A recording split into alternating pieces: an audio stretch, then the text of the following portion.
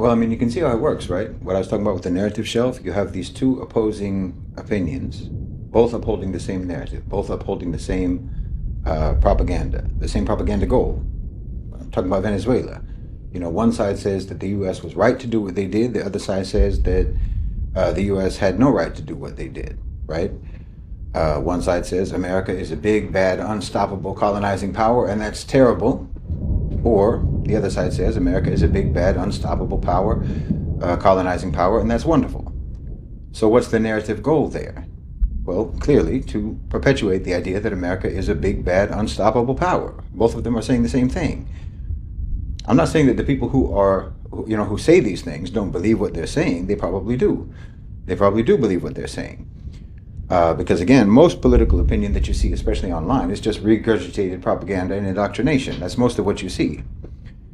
The people talking don't even know what they don't know, and they don't even know that they don't know anything. The whole trick of propaganda, that's the whole trick, to make you think that ignorance is information. Now look, I've never been to Venezuela. Maybe 30 years ago or so, I followed Central America and South American politics quite closely, quite some time ago. But then my personal focus shifted quite a bit. So now the further you move away from the Middle East and from the Muslim world, full disclosure, the more or the less informed I become about what's going on. So I don't personally have an opinion about Maduro. I know that the Venezuelan people have varying opinions about him. The opinion is relatively divided. I know that the people of Venezuela have suffered tremendously for decades, primarily because of U.S. sabotage and U.S. hostility and so forth. And I have no reason to suppose that Maduro wasn't involved or isn't involved in one way or another with the drug cartels. He probably was. There's nothing unique about that. So is the U.S. The United States has relentlessly interfered in the domestic politics of Venezuela my entire life and before my life. Venezuela and every other country in the Western Hemisphere for over a century, Obviously, what the U.S. did is flagrantly illegal, obviously. That's not even interesting. They're an outlaw country. That's not an opinion. That's a fact. It's not even an interesting observation at this point. It's like if you find out that Jeffrey Dahmer was also a shoplifter. Who cares? We know this already. America is a completely renegade nation, a rogue state, and always has been, especially in the Western Hemisphere, especially in Central and South America. But the problem is, with regards to Venezuela, if you restate history, if you recite the catalog of U.S. crimes in Central and South America, and you contain the kidnapping of Maduro exclusively within this context, then I think that you will misunderstand what's happening. If you're only looking at it as part of the history, because it looks like, if you do it that way, it looks like the perpetuation of the same pattern, right? It looks like same old. It's just, there they go again. There America goes again. I think it was even done on the anniversary of the U.S. invasion of Panama and the arrest of Manuel Noriega. So it looks like, from the outside, apparently, it looks like the U.S. is just continuing as they always have. But this is a mirage, in my opinion. Understand, the U.S. is like a former boxing champion who has had to start to inject himself with a whole cocktail of hormones and a whole cocktail of drugs just to keep up the appearances that he's still a champion. Now they have to pay opponents to take a dive. It's been a very long time since that fighter ever knocked anyone out in a real fight. So when you only contextualize U.S. actions by their historical behavior only, I think that you can overlook what has changed. And it's incredibly important to look at what has changed. I mean, first of all, let's get a few things clear right from the start. Hello, brothers and sisters. Welcome back to the channel. I'm hoping that you're doing great from wherever you're watching me from. I'm your host and presenter, Ejidek Stories. Now, this video that I'm about to talk about is Shahid Bolsen's opinion in regards to what's happening in Venezuela. You understand the anti-Maduro propaganda that is going on, in the United States right now. Mr. Donald Trump makes himself look as the people's person, and Maduro as, the enemy of the people, right? And you understand how all these cycles have always been played by the United States. Another thing that Shahid Bolsen also highlights that I think it's important even in the upfront is the mediocre nature of imperial overreach. This is something that has been happening. Look at back history, because history doesn't lie. Go check what happened to the president of, how do I call him? Not Sierra Leone. I've forgotten his name. But you understand the imperial overreach, how it has destabilized other countries, right? Especially the question of different countries' resources. And we are seeing the United States placing itself on a higher ground and being the moral key player of all this. Let me tell you, just like Shahid Bolsen has said, Venezuela might not be innocent. Maduro might not be innocent. But the USA is as much as worse as Venezuela can be, right? Because we are trying to see an aspect of hypocrisy.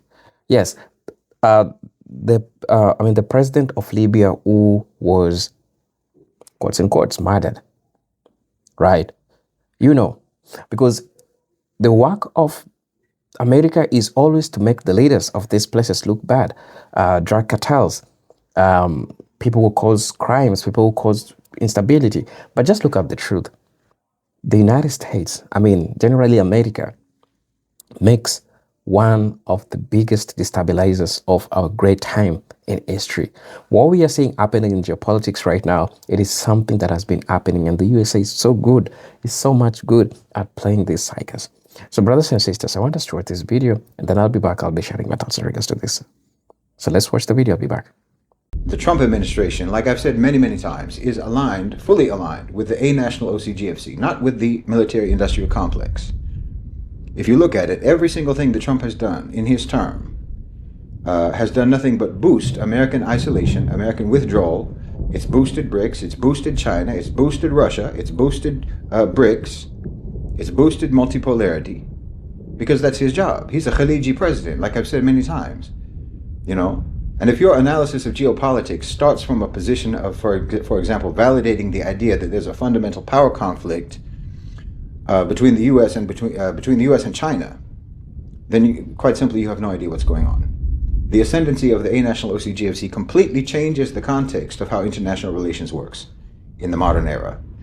We're no longer talking about friction and competition between nation states. We're not talking about that being the driver of everything that happens anymore. That era is past. We're in an era of coordination and management, which is very often being obscured. It's very often being obscured, or it's being performed via a sort of interface of those old mechanisms of friction. You know what I mean? You understand me? Like everyone is used to the 20th century paradigms, right? Everyone is used to that. Everyone is used to state against state competition for resources and for power and so on. You know, nation states as the sort of main characters in the global story, as the protagonists and as the antagonists, and we all fight. So that continues to be the interface. That's the user-friendly language, but that's no longer the operating system. That's no longer the operating code. This is unprecedented coordination that we're talking about, multilateral coordination. And that's because the Western and the American private sector, as I've said again many times, has transcended national attachments. They're a-national, a floating imperial network. I'm not saying that we are talking about a shadowy cabal of overlords. That's not what I'm talking about. It's not a conspiracy theory. It's just a complex set of global actors, non-state actors, private sector actors, pursuing the stability of their interests and coordinating with each other to do that. It's not conspiratorial at all. I mean, the way people think about it. They coordinate necessarily also with the actual states like China, Russia, Saudi Arabia, and so on, states in which the government is completely integrated with national business interests and vice versa. They're not captured by the private sector like in the West. We're talking about states that actually maintain their supremacy over their own economies, unlike America and Europe and so forth, which have become completely captured by the private sector. So this coordination, this management, this collaboration will sometimes use the language of conflict, the recognizable language of conflict. But conflict is not what's really happening. So if you look at Venezuela, you have to look at what's actually happening here, because the surface story, Trump removes Maduro, regime change, American oil companies are going to win, that's a superficial story. That's a show for people who still think that nation states make decisions based on national interest. Those days are past. We're way past that. Like I said, that's an obsolete understanding. So let's try to go through what the actual architecture is of what's being constructed right now in Venezuela, or where Venezuela fits in the architecture globally, and why every single actor who's involved, from Washington to Riyadh to Moscow to Beijing, is actually perfectly aligned in delivering this thing, in my opinion, what they're trying to do with Venezuela. First, the baseline reality that forces anything else and everything else. American energy consumption is about to explode, right? We're talking about AI data centers in America that are currently eating about 2 to 3% of U.S. electricity, and that's projected to hit, I think, 8% by 2030. Just data center energy consumption in America right now is higher than the individual energy consumption of over 100 countries in the world. You understand me? That's just data centers, and that's going to double, more than double, in the next 4 years. We're talking about EV charging infrastructure that's going to require grid expansion. It's going to require a grid expansion that's equivalent to 20 million homes. That's like adding 20 million homes to the system. Okay, we're talking about reshored manufacturing, chips, batteries, defense production, probably even auto manufacturing and so forth. All of this demands industrial scale power at levels that we haven't seen since the 1990s in the United States. The American grid cannot support this. Very simply, it cannot. Now, the traditional American solution would be drill, baby, drill, right? Frack more, burn more coal, but that's simply not possible. You know, even fracking, right? There's no way that fracking can scale fast enough for what's needed, for what's coming. It can't scale fast enough for what's coming, for the needs that are coming. Not to mention high energy prices would completely kill the consumption-dependent growth model that's really the only thing keeping the American economy from completely imploding right now. So that's not really an option. So what to do? Well, you need massive cheap oil supplies injected into the global markets. You need prices suppressed sustainably below $60 a barrel. You need enough supply to fuel an American consumption boom, because that's what you need. And that's where Venezuelan heavy crude comes in my opinion. But here's what everyone is missing about Venezuela. Everyone is talking about American companies going to Venezuela and taking over. It's not profitable for American oil companies. You understand me? Let me say that again. For those people who think that this is just 2003 Iraq all over again, and they're just going in to get the oil. Look, Venezuelan oil infrastructure reconstruction is not profitable for American companies at all. The capital expenditure that would be required is completely insane. We're talking about $200 billion plus over a decade just to restore production capacity after years and years of sanctions. That decayed their whole infrastructure in Venezuela. Venezuelan heavy crude is expensive to extract, and it's expensive, and it requires a specialized refining infrastructure. But this is a very expensive undertaking. At current and projected prices, break even is going to be around somewhere between $40 to $50 per barrel. And that's competing directly with American companies' own domestic shale production, where they've already sunk a tremendous amount of capital. Not to mention their operations in Canada, which is where most of the American companies went. Most of the foreign companies went to places like Canada when Venezuela was nationalized. They've already sunk a lot of money into that. Meanwhile, they've got shareholders who want returns on a regular basis, and they're not interested in nation-building projects in South America. The financials just doesn't work. Wall Street's not going to fund it. American oil companies are going to make token bids for political cover to make it look good, to placate Trump and so forth. But then they'll quietly withdraw, in my opinion. You don't understand. Oil companies are incredibly good, incredibly politically skilled, diplomatically skilled. They're national actors. But here's what American companies can survive on. Not the oil directly, but service contracts. They don't need to own the oil. They just need to get paid to extract it, to refine it, and to move it. That's the Halliburton model, and Halliburton's already been mentioned with regards to Venezuela. Provides services globally, regardless of who owns the production. They're already doing it for Saudi Aramco, for ADNOC, for everyone else. So when Chevron or Occidental's name appears on a Venezuela deal, check the fine print. And those names have already been mentioned. Who's providing the capital? What's the joint venture structure? Check the offtake agreements. The devil's in the details, because if anyone can survive on Venezuelan oil economics, I can't think of anyone better than the GCC. Saudi Arabia and the UAE can produce oil at $2 to $10 per barrel and still make a profit. Listen to that again, $2 to $10 per barrel. They can operate Venezuelan oil fields at a loss, okay, for years and still be profitable. They can still be profitable overall because they're using it as a weapon against their competitors. You understand? They can absorb massive upfront capital expenditure, massive injections of investment, because sovereign wealth funds, unlike corporations, they measure their returns in decades, not in financial quarters. Not to mention, they've already built the specialized refining infrastructure for heavy crude. It exists in Jeddah. It exists in Texas, which is owned by Saudi Arabia, that refinery. They're coordinating through China with BRICS energy architecture, which means that Venezuelan oil could potentially, or Venezuelan crude could potentially flow through Gulf intermediaries to their refineries, to Chinese refineries, bypassing Western financial systems entirely if they want to. This isn't theoretical. They can do this. The infrastructure already exists. The relationships already exist. Obviously the financing capacity exists. What doesn't exist is American corporate capacity to do this themselves profitably. American companies can't do this. So how does this actually play out? I mean, no one knows. It's kind of thrown me for a loop the last few days.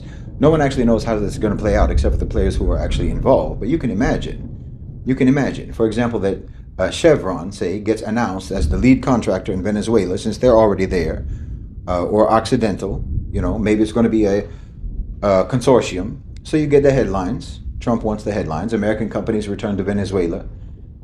We've got the oil. Trump tweets about, American energy dominance and what have you. CNN runs segments about how regime change delivered benefits to U.S. corporations and jobs and whatnot and so on. This is the narrative that they can run with. But I would guess that if you look at the actual structure, and I mean actually look at the SEC filings, for example, the joint venture agreements, the financing sources, the real story is probably going to look very different if you really look into it.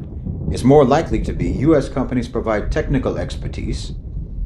Maybe Chinese companies provide infrastructure. That's what they're very good at. And of course, the Gulf provides the money, either directly or through firms or funds that they control. The offtake agreements could structure oil sales through Gulf trading entities. You understand? U.S. companies will get paid service fees, not commodity margins. Now, this may not be what happens. It may not be what happens, but this is what makes the most sense to me. That's the only sense that I can make of it.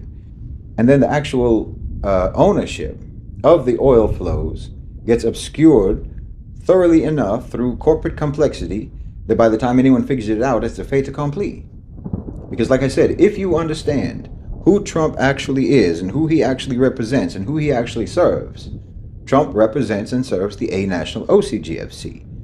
Every single move that he's made, and I mean every single one, serves this constituency, not American national interests. Look at tariffs, right? That just boosts South-South trade. It boosts BRICS alternative payment systems. It further isolates the United States. And it tries to force manufacturing repatriation into the U.S. domestically, which does nothing but increase U.S. energy consumption, U.S. energy dependency, which creates the need for cheap oil that only the Gulf can provide at scale. That's one thing. His attacks on immigration, that suppresses wages. It boosts profit margins for OCGFC-owned companies. His deregulation and so forth enables Gulf acquisition of American assets without antitrust barriers, and that's coming. His criticism or his attacks on NATO reduces European subsidization and forces EU energy dependence on the United States. The so-called confrontation with China is nothing but pure theater. He's done nothing but help China. His actual policies enable Chinese and GCC coordination while satisfying the neocons' need for a villain. Now, the Venezuelan operation fits perfectly into this framework if you really think it through. You got U.S. military and intelligence assets being deployed to deliver a strategic resource to OCGFC coalition partners, while the American public is told that Uncle Sam is still a top dog, and everyone can still talk about how America's this big bad colonial power. But what makes all of this more probable, in my opinion, why I'm more certain about it, is because every major power has already agreed to it. This couldn't have happened otherwise. What happened to Venezuela couldn't have happened otherwise. I mean, not publicly, they won't admit it publicly, but think about it. The incentive alignment is too perfect. is too perfect for this to not be coordinated. In my opinion, Maduro is kind of like Bashar al-Assad, removed by the consensus of external power players. The same power players, in fact, that coordinated the removal of Bashar al-Assad. I mean, really, just look at it's just like Syria. If you just look at it, the optics even. In Venezuela, right, you had supposedly a successful, breathtaking military operation, such precision. But no, obviously this was a mediated negotiation. This was a mediated, negotiated removal. Just like with Bashar al-Assad. You thought it was a big revolution? No, it was a negotiated removal. Mediated by the same players, the US, the GCC, Russia, and China. Same ones as Syria, same in Venezuela. We might see something similar in Iran, in fact. You should watch out for that. This is what I mean about multinational or multilateral management and coordination. So your stability and your security as a leader now is completely dependent upon the extent of your utility and your irreplaceability to this new dynamic, to this new system. Putin, Xi, MBS, MBZ, they're stable because of this. Because of this, they're stable. Trump's utility is temporary. I would say that Erdogan's position is highly conditional and probably is nearing its end, most likely. Netanyahu is clawing for his own post-expiry existence because I think he's already expired. Most of the other Gulf leaders, in my opinion, are replaceable. Sisi is stable. Khamenei is negotiating.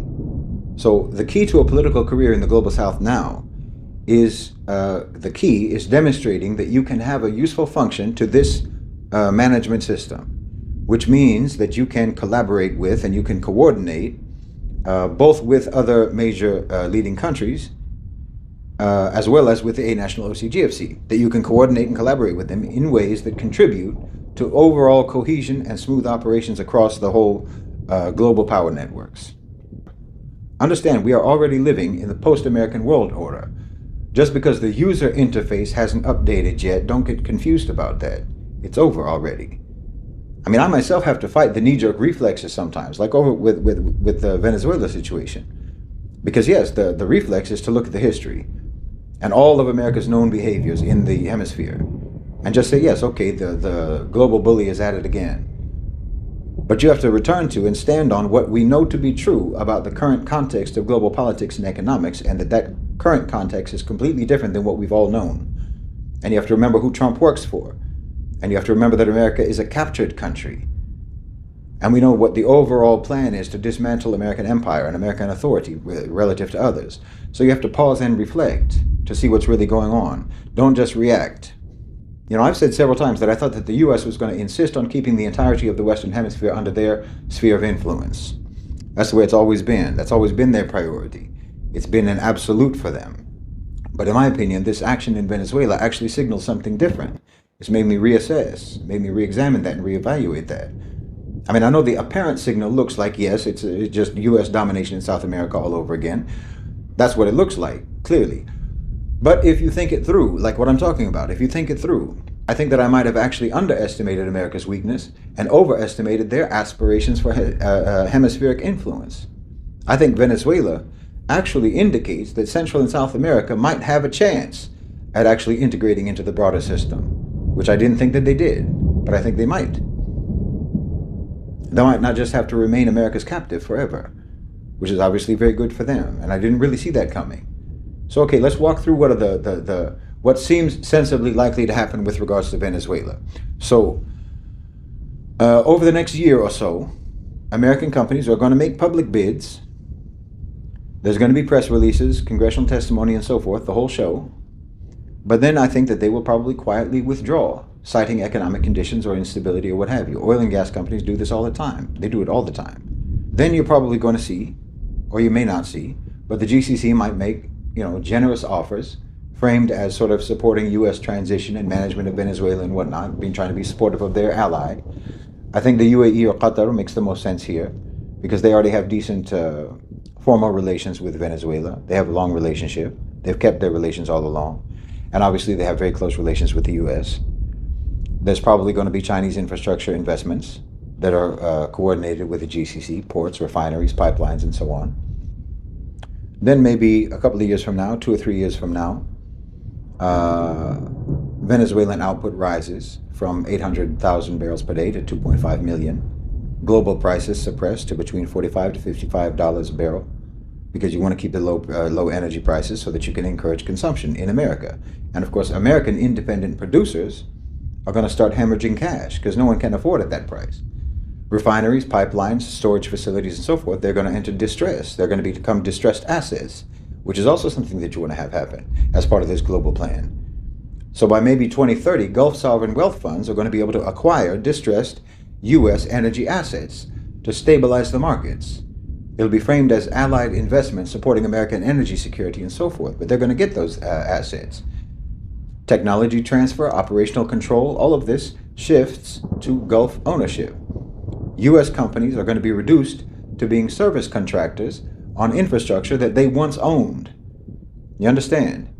And nobody's even going to notice because it happens so gradually, deal by deal, always with a friendly narrative framing. And then maybe like 10 years from now, say 2035, you're going to have stable, cheap oil prices, which will enable everything else in the plan. AI data center expansion, acceleration of EV adoption because it's actually economically viable at scale now. Maybe there's going to be a deal between the US and BYD, similar to the TikTok deal, because let's be honest, Tesla is an albatross on the industry.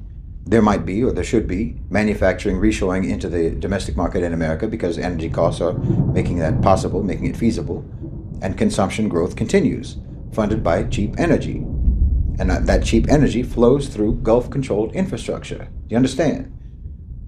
You're going to have managed decline of the dollar. And remember when we talked about the Mirren plan, the managed devaluation of the dollar to reduce the debt burden of America, to boost their exports, and to try to survive the multipolar transition by drastically scaling America down? But the problem with the Mirren plan was that dollar devaluation normally causes catastrophic inflation unless you can suppress commodity prices.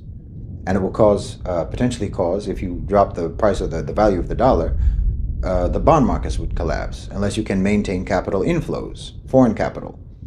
And if you devalue the dollar, then obviously it worsens your trade deficits unless you can revive domestic manufacturing. Well, Venezuelan oil solves the first problem. Massive supply injection suppresses the prices even as the dollar devalues. You understand?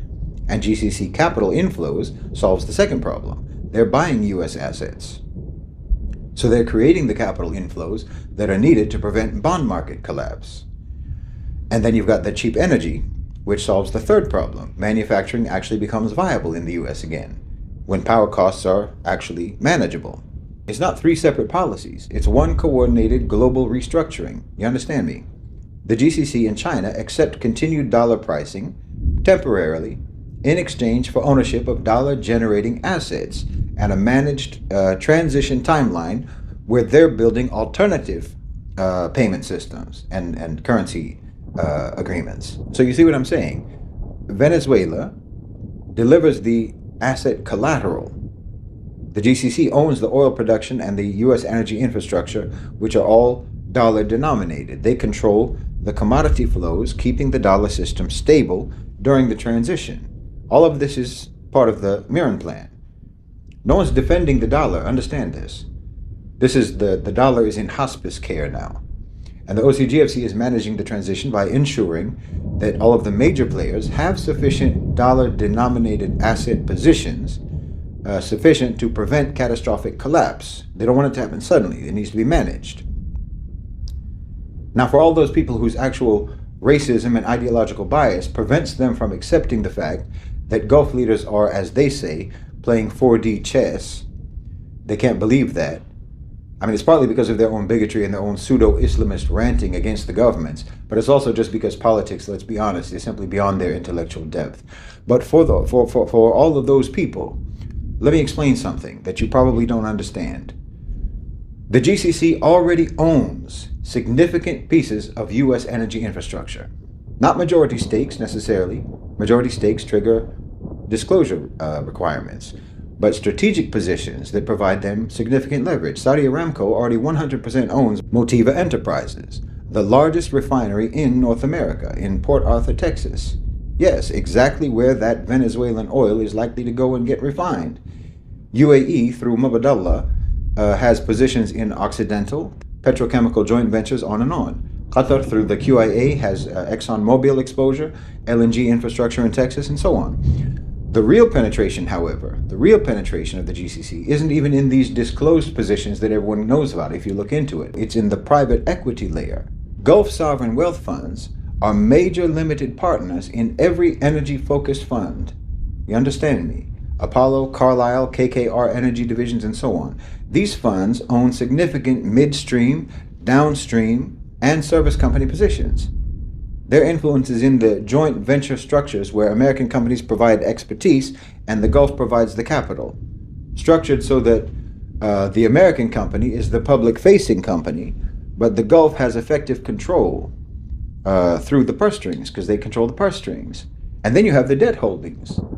GCC funds hold massive amounts of U.S. energy company debt, which converts into equity in distress scenarios and provides veto power for those companies, for those funds, over major corporate decisions, even when they don't have majority ownership or majority shares. The conservative estimate of current GCC influence in the U.S. energy sector is between 200 to 330 billion.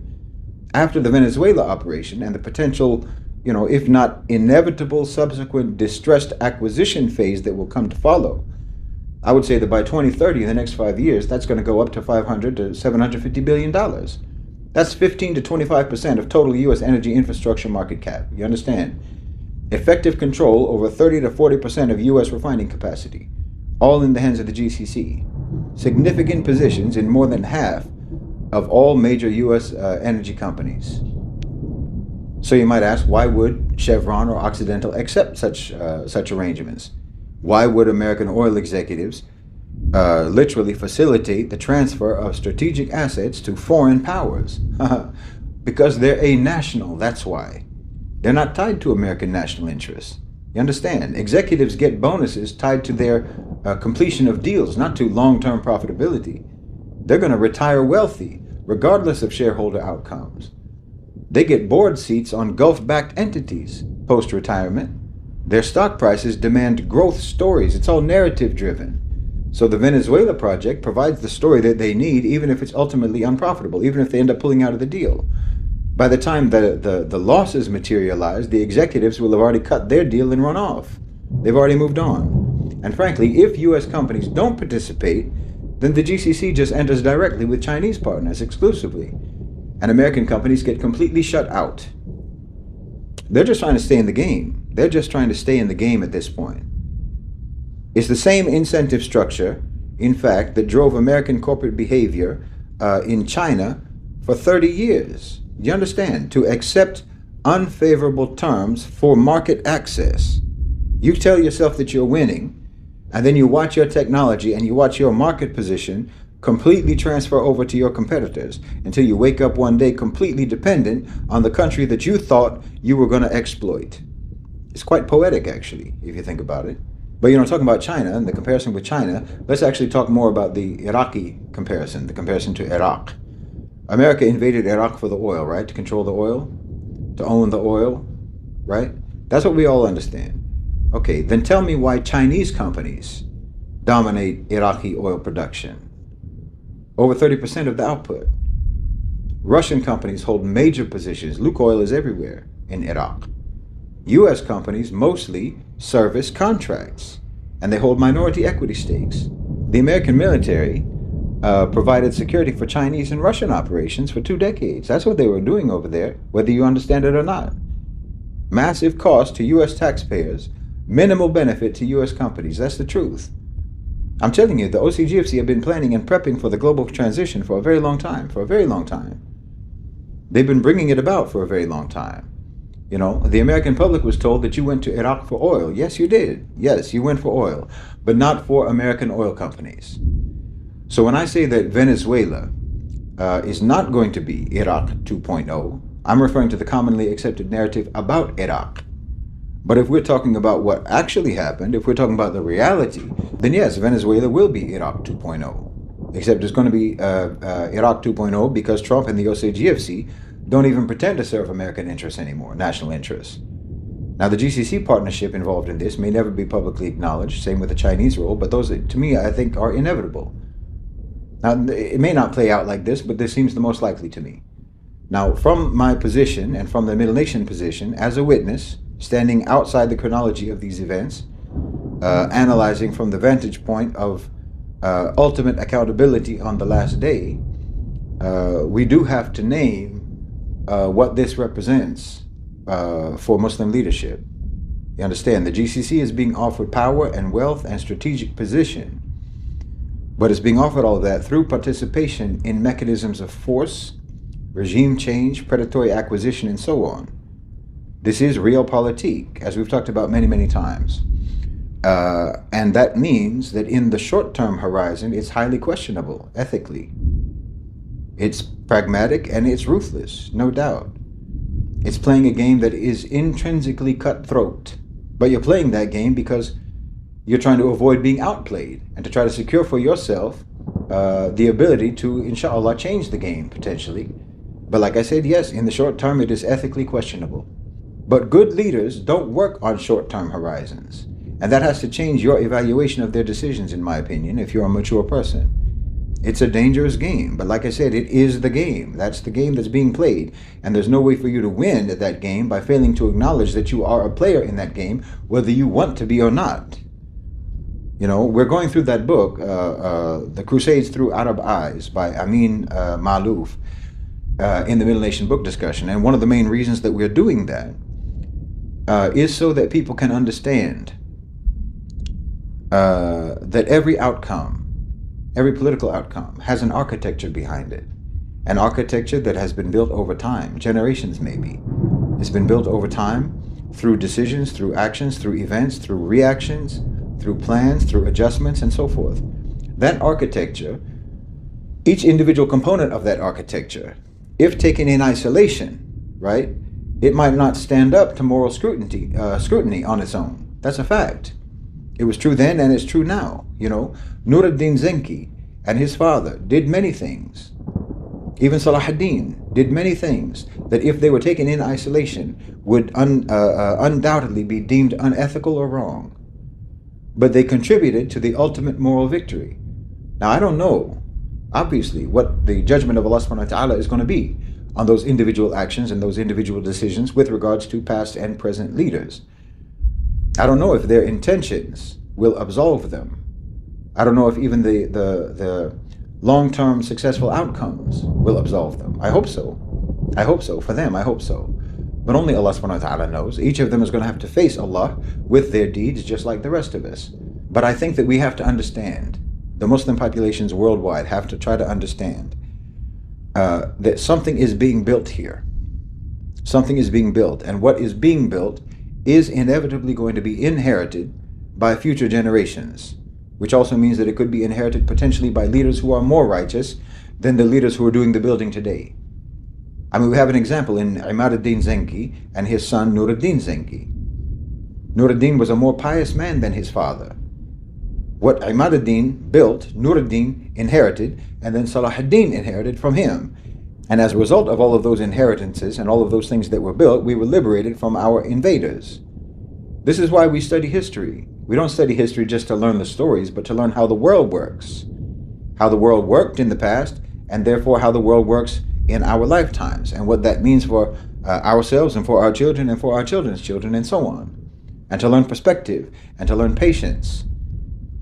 So in my opinion, there is a high probability that the GCC is going to become the primary controller, or at least the primary beneficiary of Venezuelan oil, in my opinion. I may be inaccurate in some of the specifics here, but I mean, the mechanisms already exist, the joint venture structures already exist, the financing arrangements already exist, the service contracts, all of these mechanisms are available, all of which the ramifications have already been proven in other contexts. What all of this means in other contexts has been proven. Personally, I don't see that there's a feasible alternative. U.S. companies can't self-finance this, so GCC financing is the only viable option, in my opinion, barring any new information that may come out. And again, there's no doubt that the GCC was involved in mediating the removal of Maduro. They're deeply involved in this. So the consensus is too strong, apparently. The incentive structure is too aligned. In my opinion, what you're witnessing here, and I need you to really understand this, what you're witnessing here is the emergence of the a-national elite as global transition managers, together with those states that have strong governance and that have, as I say, full integrational control over their private sectors. They're not defending the American system at all. They're facilitating the transition from the American system to the new system, between systems, while trying to position themselves to profit from both. Venezuela is like a proof of concept. It's a test case for, can we use a declining hegemon's military for rising power's benefit? Can we transfer strategic assets without systemic collapse? Can we profit from decline and rise ourselves at the same time? If Venezuela succeeds, and I think it will succeed, the model scales. The American bully can be used as a gun for hire. That's why Trump's apparent incoherence makes perfect sense once you understand his actual role. He's not trying to strengthen America.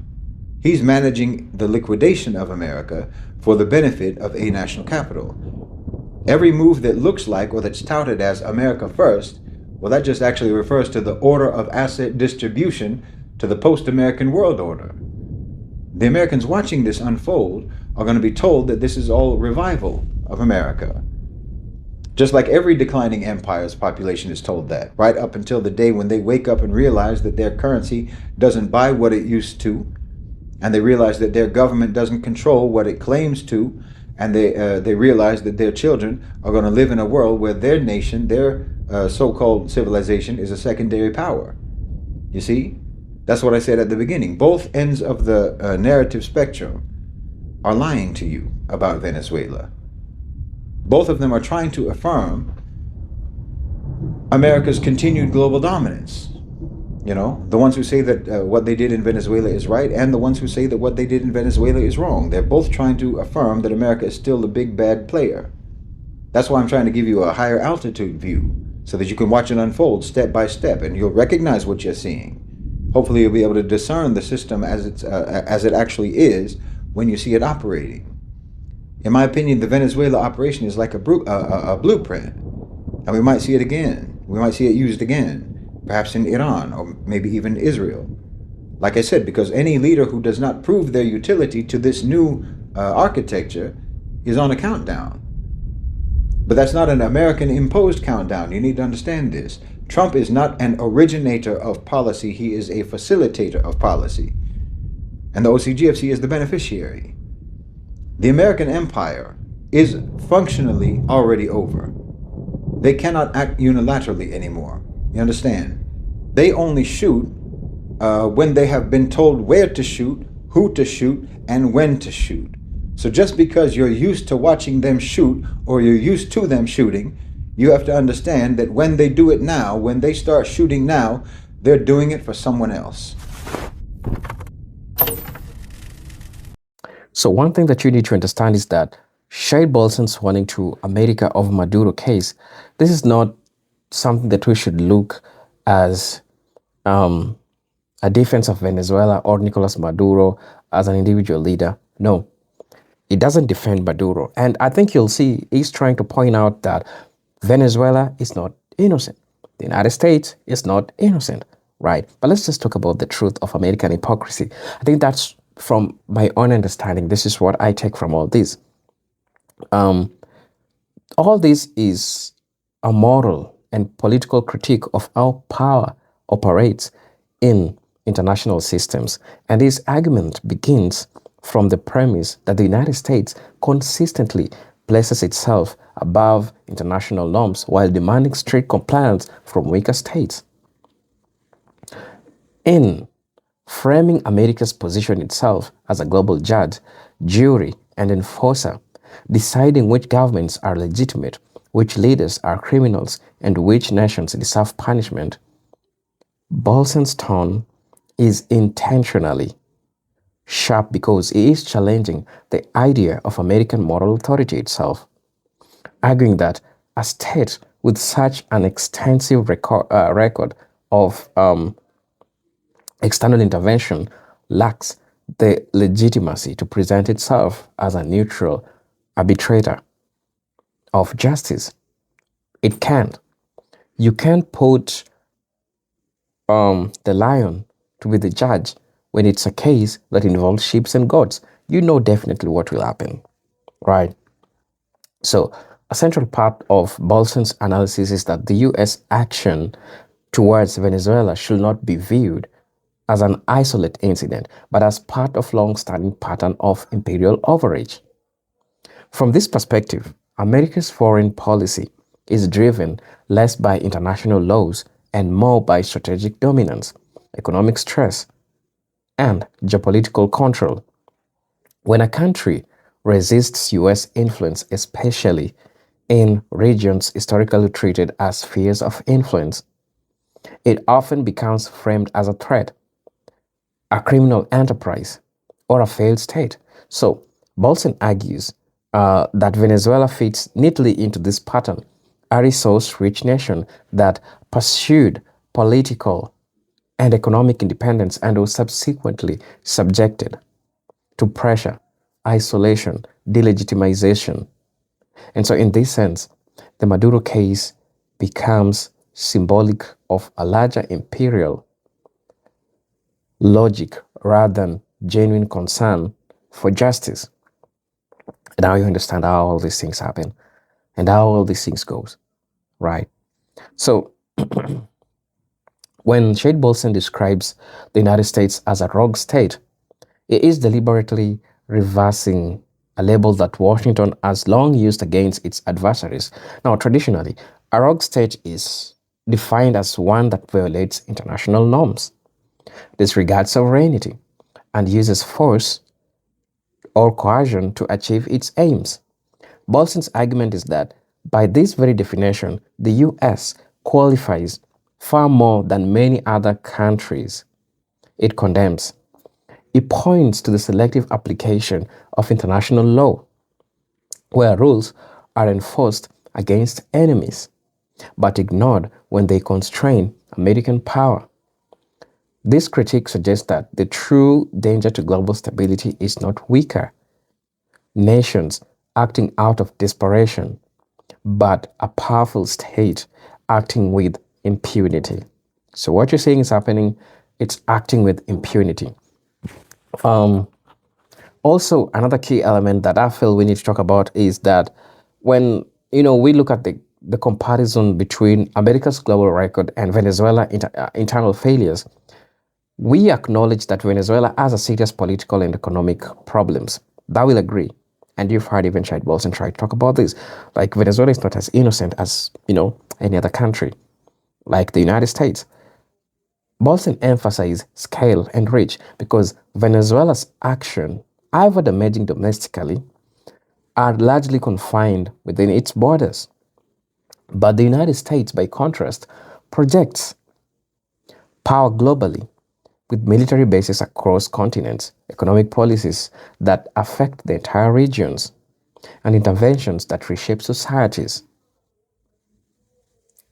far beyond its own territory, right? So from this viewpoint, the cumulative harm caused by the US action, war sanction, covert operations, and regime destabilization far exceeds the impact of Venezuela's governance failure.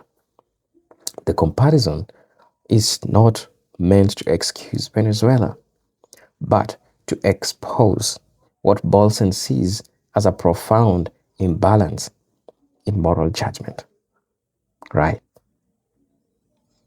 So, Bolsen places a particular emphasis on sanctions, viewing them as a modern form of warfare that allows powerful states to claim moral cleanliness while inflicting real suffering. He argues that sanctions are often presented as target or humanitarian, yet their real-world effect disproportionately impact ordinary people rather than political elites. And in the case of Venezuela, sanctions are framed by critique as a tool that is dependent on economic collapse, restricted access to essential goods, and increased social instability. So Bolsen's warning suggests that using economic strangulation and then blaming the resulting crisis on the targeted government is a form of political manipulation. This, in his view, constitutes a serious crime that is rarely acknowledged or punished at the international level.